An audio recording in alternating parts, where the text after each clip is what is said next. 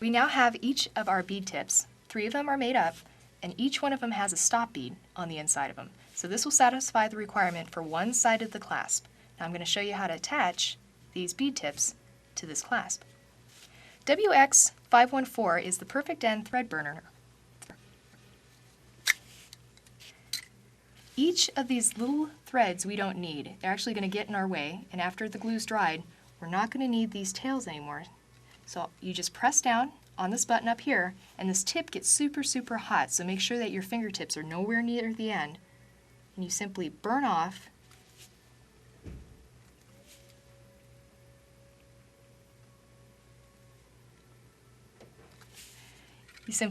the tips, burn off the tails for the other 2 end caps as well. And after you're done, put the tip back onto your thread burner and set it aside.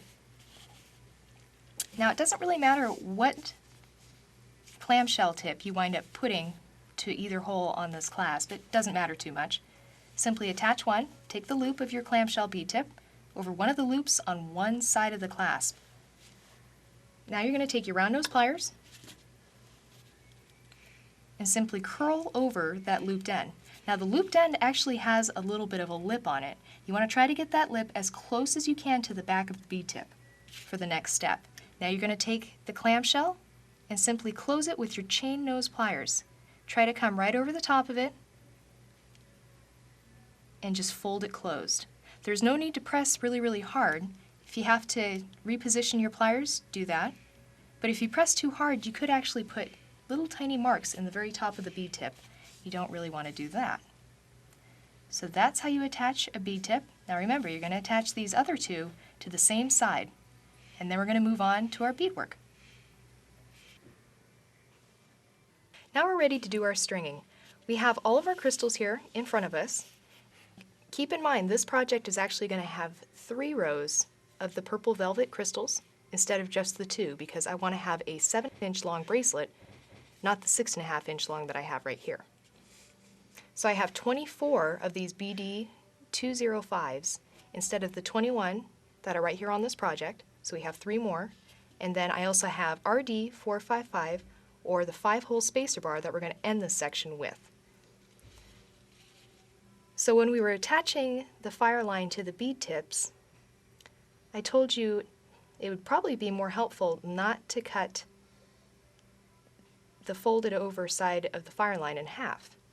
The reason for that is now you have a little bit of a needle with the bend in the fire line right here. And instead of having to chase 2 lengths of fire line along and trying to thread 2 lengths of fire line through each individual crystal, you just have to thread this bend in the fire line through. Let me show you. I'm going to alternate between threading a BD205 and threading a crystal to mirror the pattern that's shown down here below.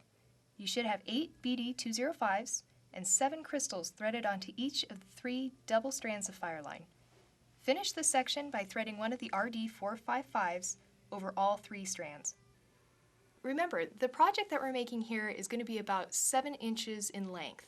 Every row of crystals that you add will give you an additional 1/4 inch length to your finished length. So if you wanted to make a bracelet that was 7.5 inches, add 2 more rows of crystals. If you wanted to make a bracelet that was 7.75 inch, just add 3 more rows to your bracelet.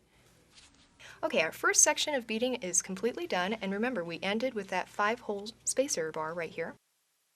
Using the same number of BD205s that were used in the first section, so 24 of them, we'll use the same number of crystals that were used in the first section as well, but using 3 colors instead: Crystal Golden Shadow, Pad Paraja, and Pacific Opal. And we are actually going to follow the same beading system for this second section. Now, if you chose not to do the 3rd section of Purple Velvet, but rather wanted to do another row of Pad Paraja or even Pacific Opal if you wanted to, now's the time when you're going to do that. Just make sure that you keep it even, because your dividing line is going to be right here with this row of Crystal Golden Shadow. So if you do an extra row here, make sure you mirror that over here.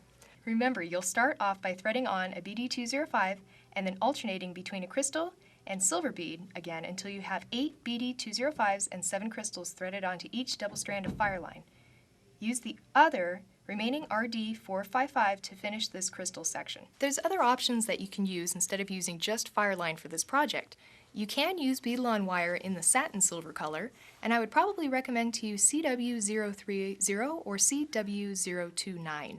Both of these will be very good substitutes for Fireline. As well, you could also do the Power Pro cord BC146 in the .011 millimeter size. This too would also be a very good substitute for the Fireline or even the beadlon wire. Our second section is all done now. Now we're going to move on to our third section. So I have the rest of my crystals all lined up. Remember that we are going to mirror this side, so we're going to do 3 rows of the purple velvet instead of just the 2 rows that are right here on this initial section. 24 of the BD205s, which will be spaced between each crystal in this section. And then after we're all done, I'm going to go over how to finish up our lengths of Fireline with bead tips and attaching those to the other side of the clasp. Now, some of the colors that I've used in this bracelet are cooler, such as the purple velvet and the tanzanite and the Pacific opal, while some of the other ones are warmer, like the pad paraja and the crystal golden shadow. If you like, you could actually take all of the colors and make them monochromatic, so you could use different hues of yellows or different hues of greens, and you could have a much calmer, cooler look to your bracelet. Or you could also do an analogous color scheme. That means taking a group of colors, like for example, this would be red, orange, and yellow. You could do a color scheme like that to your bracelet. You could also do a complementary color scheme. Now, the complementary color scheme is kind of what's represented in this project.